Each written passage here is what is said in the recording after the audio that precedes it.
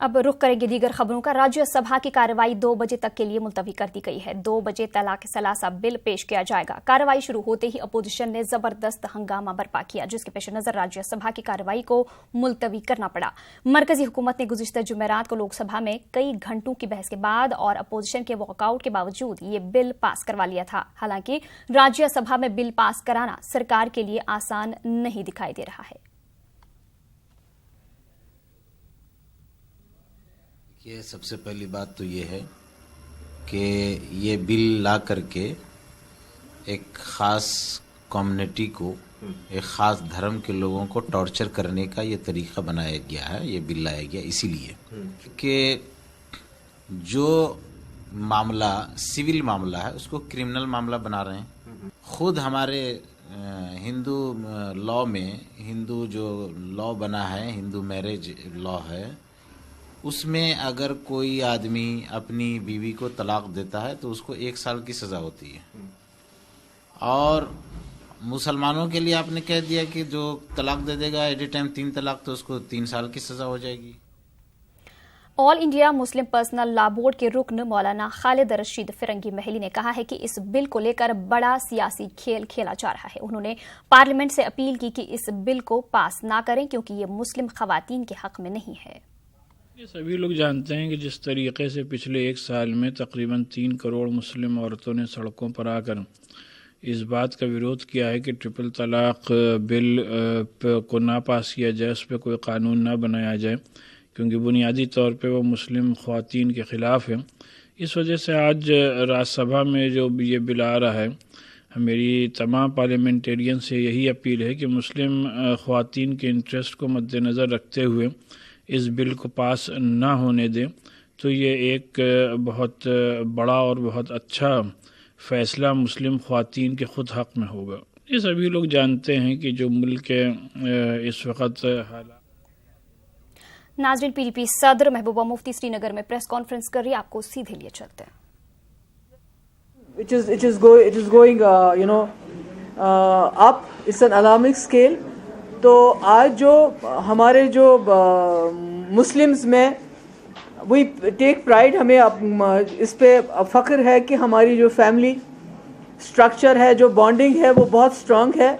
खाली मुस्लिम्स नहीं, जो ईस्ट में जितने भी हिंदू, सिख्स और दूसरी फेथ के लोग रहते हैं, as compare to western culture हमारा फैमिली स्ट्रक्चर बहुत स्ट्रॉन्ग है। पर unfortunately after the economic onslaught on Muslims through curbs on meat and leather, जिसमें हमारे मुस्लिम लोग जो हैं वो लेबर्स का काम करते थे, वेज अर्नर्स का काम करते थे, उसके बाद जिसकी वजह से मुस्लिम्स की इकोनॉमिक हालत ऑलरेडी ख़राब हो गई है।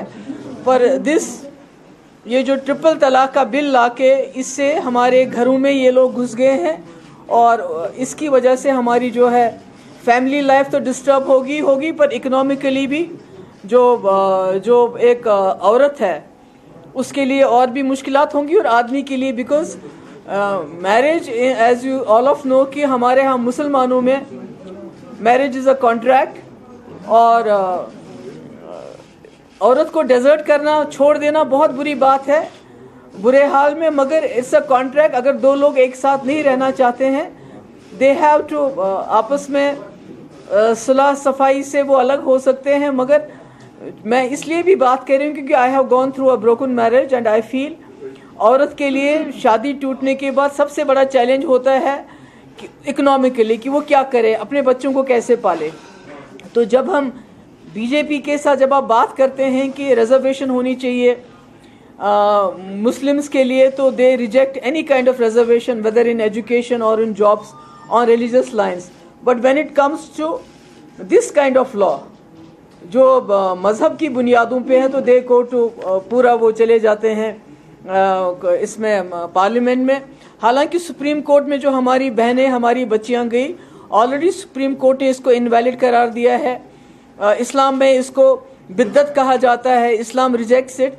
पर उसके बावजूद, और ये भी है कि इतने बड़े पार्लियामेंट में not a single Muslim member parliament has supported this bill. पर इन स्पाइट ऑफ दैट जो मुसलमान जो लोग हैं, they want to abide by supreme court की रूलिंग, चाहे बाबरी मस्जिद पे आए, चाहे इस पे आए, we are ready to abide by that. मगर उसके बावजूद सबरीमाला का जो है ये सुप्रीम कोर्ट का डिसीजन नहीं मानते हैं।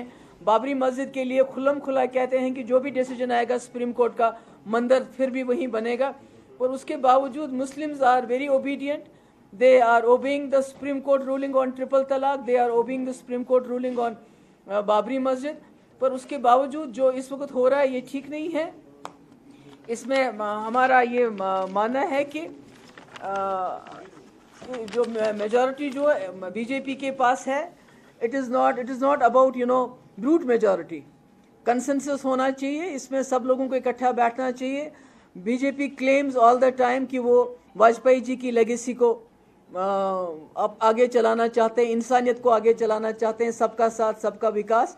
पर इस किस्म का बिल ला के मुस्लिम फैमिलीज़ के घरों में घुस के उनका डिवीज़न करके ये बिल्कुल गलत कर रहे हैं। जो Muslims, all the Muslims who have stayed back in India have stayed back in Gandhi's India and the Jammu and Kashmir state, जिसने इस मुल्क के साथ मुस्लिम मेजॉरिटी स्टेट होने के बावजूद अलाइन किया, that is again because of Gandhi's secular India. तो अगर इस किस्म के जो हरकतें होंगी, कभी आप शहरों के नाम बदलते हैं, कभी आइलैंड्स के नाम बदलते हैं, हिस्ट्री को आप डिस्टॉर्ट करना चाहते हैं, हिस्ट्री को डिस्टॉर्ट करके उसके बाद आपने बीफ लेदर पे बैन लगाया, मुसलमानों को और भी आपने पीछे धकेल दिया। सच्चर कमेटी की रिपोर्ट के मुताबिक ऑलरेडी मुस्लिम्स बहुत पीछे हैं और आज आप ये दूसरा ऑन स्लॉट कर रहे हैं। तो मैं ये बताना चाहती हूँ जो भी हमारे मरकज़ में सरकार है कि ये you are not doing any service either to India और टू योर जो कंट्री को कोई आप सर्विस नहीं कर रहे हैं, हिंदूज को आप कोई सर्विस नहीं कर रहे हैं। We don't want to create a Ziaul Haq Pakistan in Gandhi's India. This is all I wanted to say. Thank you so much. नहीं, आज तो इसी पे बात करनी है, इसके अलावा अगर कोई बात नहीं। अगर if you want to talk anything on this triple talaq जो आज राज्यसभा में आने वाला है, जिसको लोकसभा में रिजेक्ट किया गया है और लोकसभा में पास किया गया, राज्यसभा में भी ये रिजेक्ट होगा। मगर उसके बावजूद इसकी कोशिश करना ही हमारे मुल्क में जो 25 करोड़ मुसलमान हैं उनको क्या मैसेज दे रहे हैं आप?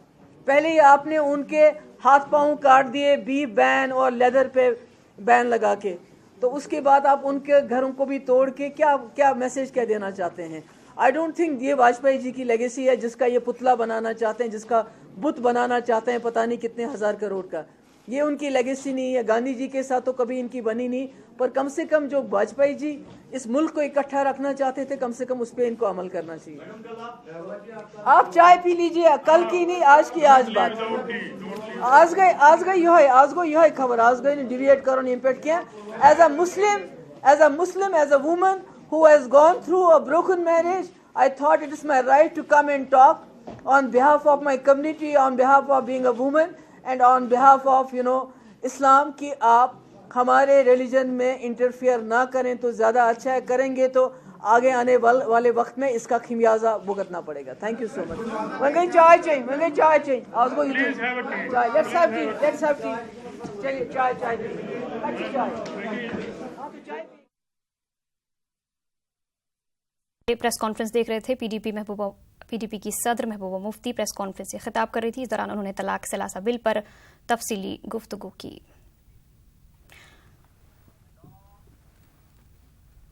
आगे बढ़ेंगे। जम्मू कश्मीर में इंडियन आर्मी ने पाकिस्तान की बॉर्डर एक्शन टीम का हमला नाकाम बनाया। इस कार्रवाई में इंडियन आर्मी ने कुपवाड़ा में वाक़िया नौगाम सेक्टर में लाइन ऑफ कंट्रोल के नजदीक 2 पाकिस्तानी फौजियों को ढेर किया है। रात भर चले इस ऑपरेशन में हिंदुस्तानी फौज ने पूरे जंगल का जायजा लिया और भारी तादाद में गोला बारूद बरामद किया है। Pakistani border action team LOC पार करने की कोशिश कर रहा था और नौगाम सेक्टर में मौजूद हिंदुस्तानी पोस्ट को निशाना बनाने का मंसूबा बना रहे थे, मगर हिंदुस्तानी फौज ने उनके इरादों पर पानी फेर दिया।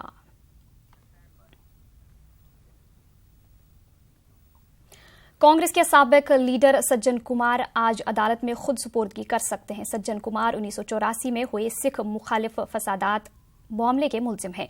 गुज़िश्ता दिनों दिल्ली हाईकोर्ट ने सज्जन कुमार को उम्र कैद की सजा सुनाई थी। आपको बता दें कि सज्जन कुमार को निचली अदालत ने इस मामले में बरी कर दिया था, जिसके खिलाफ मुतासरीन और सीबीआई ने हाईकोर्ट में अपील की थी। वाज़ेह रही कि 1984 में वज़ीर आज़म इंदिरा गांधी का उनके सिख बॉडीगार्ड के जरिए कत्ल कर दिया गया था, जिसके बाद सिखों के खिलाफ फसादात हुए और इस फसादात में तकरीबन 3000 लोगों को मौत के घाट उतार दिया गया था।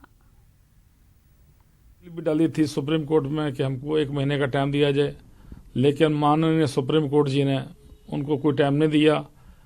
मैं कोर्ट का धन्यवाद भी करता हूं। जो बाकी के दोषी हैं, कमलनाथ है, जगदीश टैटलर है, जिन्होंने ये सब बहुत बड़ा कत्लेआम करवाया था, बाकी दोषी हैं उनके खिलाफ भी जो है ICIT और CBI जल्दी इंक्वायरी करके बाकी दोषियों को भी ये सजा जो मिलेगी।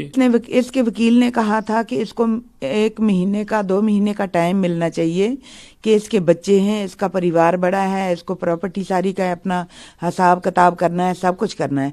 आज मैं इससे ये पूछना चाहती हूँ कि 34 साल पहले जब लोगों को घरों में बैठे हुए निकाल के मार दिया गया था, उनसे पूछा था कि आपका कोई हिसाब किताब बकाया रहता है? उनसे पूछा गया था कि आपके बच्चे हैं, आपका परिवार है, इनका क्या बनेगा, इनको कहीं हिसाब करने का हम टाइम दे दें? उसने कभी ये सोचा भी नहीं कि ये जो परिवार बैठे हैं, हंसते खेलते परिवार हैं, उनको एक दिन में ही रातों रात उनको उजाड़ दिया गया। आप इनू काता करना, छत छाया थे लगा के रखना सी। आज वो अपनी सही जगह पे जा रहा, क्योंकि ये बहुत बड़ा अपराधी है। लेकिन ये ना समझो कि मेरे ही 5 मारे हैं। मेरी आंखों ने तो इतने मरते हुए देखे कि मैं बता भी नहीं सकती। इतने जवान एयरफोर्स के जवानों को आग लगे ये सामने वो जलते इसने देखे थे। इतना अपराधी है कि इसके मन में जरा भी ये नहीं आता था कि ये तो है देश के रखवाले, तो मैं इनको जला रहा। पर आज वो दिन आ गया है जो मेरा तो भरोसा ही नहीं था। ना मैं कहती थी कानून है हमारे वास्ते, ना कोई अलग ही है कानून सारे लिए, ना कोई पोलिटिकली है ना। पर आज थोड़ा सा जो है ना मन में सुकून है कि अपराधी कितना भी छात्र हो, कितना भी बड़ा हो, पर उसको इंसाफ जो है सबसे बड़ा है, उसको कानून जरूर सजा देता है। आज थोड़ा सा सुकून है। वहीं सज्जन कुमार की खुद सुपुर्दगी मामले पर शिरोमणि अकाली दल के लीडर विक्रमजीत सिंह मजीठिया ने अपना रद्द अमल जाहिर किया है। उनके मुताबिक 1984 सिख मुखालिफ तशद्दुद मामले में कांग्रेस के दीगर लीडरान के अलावा राजीव गांधी भी मुलविस थे। आज सिखों के लिए और इंसानियत के लिए बहुत बड़ा दिन है कि जिस इंसान के हाथ 3000 से भी ज़्यादा लोगों के खून के साथ रंगे हुए थे, 34 साल बाद उन कांग्रेस पार्टी के हर बचाव के तरीके के बाद आज उनको कोर्ट में सरेंडर करना पड़ा है। मैं समझता हूँ कोर्ट में सरेंडर करते वक्त अगर वो असली में पश्चाताप करना चाहते हैं तो दुनिया के लोगों को बताएं कि कैसे राजीव गांधी के घर में प्लानिंग हुई थी, कांग्रेस पार्टी के कारकुनों ने कैसे प्लानिंग में, और कौन कौन साथ में था। क्योंकि जब ये बीच में बैठ के ये सारा काम दिल्ली में हुआ है तो इस इंसान को, सज्जन कुमार को, सारी प्लानिंग का एक मेन सूत्रधार मानते थे। मरकजी हुकूमत गरीबों के लिए मुफ्त तिब्बी खिदमात फराहम करने के लिए आयुष्मान भारत स्कीम को शुरू कर रहा है। इस स्कीम के तहत हर शख्स को 5 लाख रुपए तक की तिब्बी खिदमात फराहम की जाएंगी। आंध्र प्रदेश में भी इस स्कीम को शुरू किया गया है। वजीर आला एन चंद्रबाबू नायडू ने इस स्कीम का इफ्तिताह किया। आयुष्मान भारत स्कीम के CEO इंदु भूषण ने बताया कि रियासत आंध्र प्रदेश में इस स्कीम के तहत AP के 55 लाख अफराद को फायदा पहुंचाने का मंसूबा बनाया गया है। Every year, about 6 crore people fall into poverty because of expenditure on health. And so this scheme is to save these people from getting impoverished because of expenditure on health. So the concept is to provide assurance or financial protection to more than 10 crore families, or about more than 50 crore people for falling into poverty, and supporting them for any expenditure on healthcare for any serious illness. UP और दिल्ली के कई इलाकों में एक बार फिर NIA की बड़ी कार्रवाई सामने आई है। एनआईए ने उत्तर प्रदेश से मजीद 5 अफराद को हिरासत में ले लिया है और 5 मुलजमीन से एनआईए पूछताछ कर रही है। साथ ही अमरोहा से भी एनआईए ने कई अफराद को हिरासत में ले लिया है। एनआईए के जराये के मुताबिक हिरासत में लिए गए अफराद के पास से काफी तादाद में मुल्क मुखालिफ नारों से लिखे हुए स्लोगन, पोस्टर और असलहे बरामद हुए हैं। वहीं दिल्ली में इस स्पेशल सेल और एनआईए कई जगहों पर तफ्तीश कर रही है और कई लोगों से पूछताछ की जा रही है। आपको बता दें कि अब तक एनआईए ने 11 अफराद को गिरफ्तार किया है। वाज़ेह है कि एनआईए ने गुज़िश्ता दिनों भी यूपी और दिल्ली से कई अफराद को हिरासत में लिया था।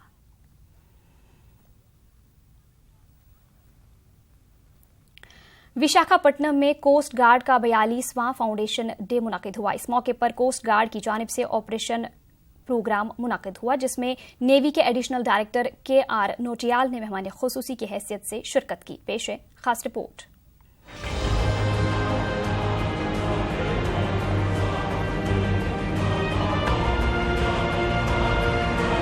मुल्क के साहिली इलाकों की हिफाजत में कोस्ट गार्ड का अहम रोल रहा है। गुज़िश्ता 4 दहों से कोस्ट गार्ड के जवान साहिली इलाकों के तहफ़्फ़ुज़ में लगे हुए हैं। कोस्ट गार्ड के 42वें फाउंडेशन डे के मौके पर ऑपरेशन डेमो एट सी के नाम से एक प्रोग्राम मुनक़िद हुआ, जिसमें कोस्ट गार्ड के एडिशनल डायरेक्टर KR नोटियाल ने मेहमान खुसूसी की हैसियत से शिरकत की। इस प्रोग्राम में जुमला 8 कोस्ट गार्ड शिप्स ने हिस्सा लिया। And in these 4 decades, Coast Guard perhaps has exceeded the expectation of the countrymen by doing its job in a way that comes in for quite a lot of appreciation from all round. If you look at the achievement of the Coast Guard, perhaps it will surpass everybody's expectation.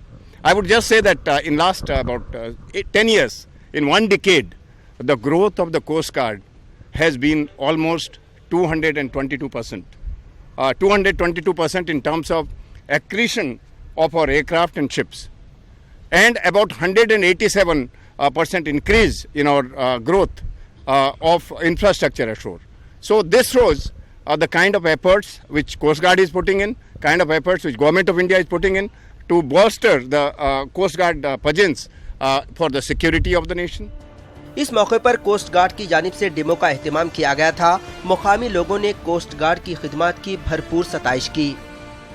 When we saw the activities which the Coastal Guard used to protect us from and keep us safe, we were very proud, and it is very exciting journey. It's like a day spent going on sea, which we generally do not do, and getting this opportunity, we are feeling very great.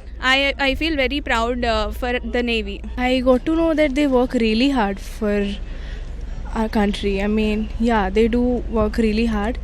I really appreciate all their efforts and hard works to carry on with our country. I'm proud that my husband in Coast Guard. So उनको हमें भी मतलब इतने सारे families आते हैं, पता चलता है, फैमिलीज को भी दिखाते हैं, बाहर गेस्ट को भी दिखाते हैं कि कैसे होता है। तो हमको ये मतलब एनकरेज मिलता है कि हमारे बच्चे लोग को नहीं तो दूसरे लोग को भी कोस्ट गार्ड नहीं तो नेवी में इंटरफेयर करने के लिए, तो I am so proud of. हंगामी हालात में कोस्ट गार्ड की जानिब से की जाने वाली खिदमत काबिले सताइश हैं। कोस्ट गार्ड का अमला फिलवक्त समंदर में बढ़ती आलूदगी पर काबू पाने में लगा हुआ है। Bureau report, news 18 Urdu.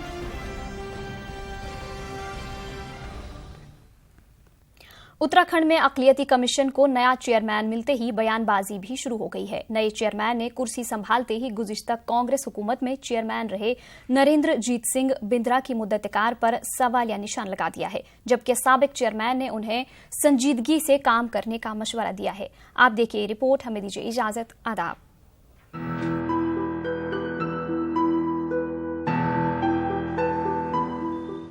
Uttarakhand सरकार ने लंबे इंतजार के बाद देहरादून के मशहूर डॉक्टर RK जैन को अक़लियती कमीशन की जिम्मेदारी दी। कामकाज संभालते ही डॉक्टर जैन ने कमीशन के बीते मुद्दते कार का जायजा लेना शुरू कर दिया। न्यूज़ 18 से बात करते हुए नए चेयरमैन ने कहा कि कमीशन अपनी पहुंच लोगों तक बढ़ाने में अभी तक कामयाब नहीं हो पाया है। इस वजह से कई मंसूबों की जानकारी अक़लियती तबके तक नहीं पहुंच पाई थी। लिहाजा अब कमीशन को और ज्यादा तेजी से काम करने की जरूरत है। जहाँ तक मैं सोचता हूँ कि किसी भी कार्य को करने के लिए पहले जो है हमें उसकी प्लानिंग करनी चाहिए।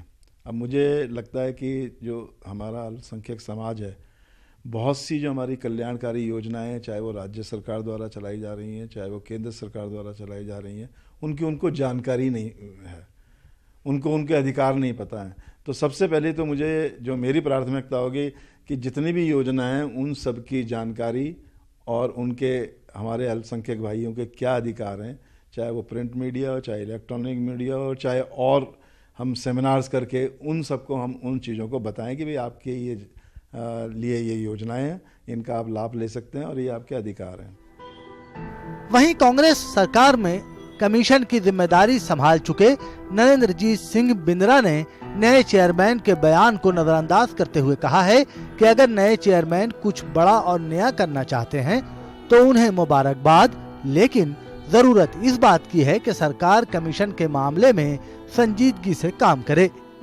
और इल्तवा में पड़े मामले को निपटाए।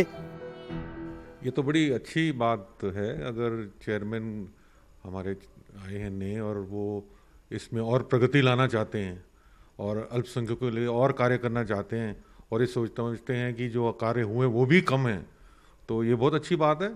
और वक्त आने पे मैं तो चाहूँगा कि जितने भी कार्य और ज़्यादा से ज़्यादा वो अल्पसंख्यकों के लिए करा सके, जो हम भी नहीं करा पाए वो भी उनको करानी चाहिए। यही मेरी उनकी प्रति आप सोचिए कि एक तरीके से सुझाव भी है। और मैं सबसे पहले ये चाहूँगा कि जो हमारे इस समय जो लंबित कार्य हैं उनको शुरू कराया जाए। अक़लियती कमीशन में ज्यादातर मामले हरिद्वार, उधम सिंह नगर, देहरादून और पहाड़ के उन जिलों से आते हैं जहां अक़लियती तबके की आबादी है। लिहाजा कमीशन को अपनी पहुंच इन जिलों में बढ़ानी होगी। लेकिन सच्चाई तो ये है कि अक़लियती कमीशन बेदारी मुहिम चलाने में इंतहाई सुस्त रहा है। ऐसे में जरूरत है कि कमीशन संजीदगी से नए प्रोग्राम बनाकर लोगों तक अपनी रसाई को आसान बनाए। न्यूज़ 18 उर्दू के लिए देहरादून से आसिफ की रिपोर्ट।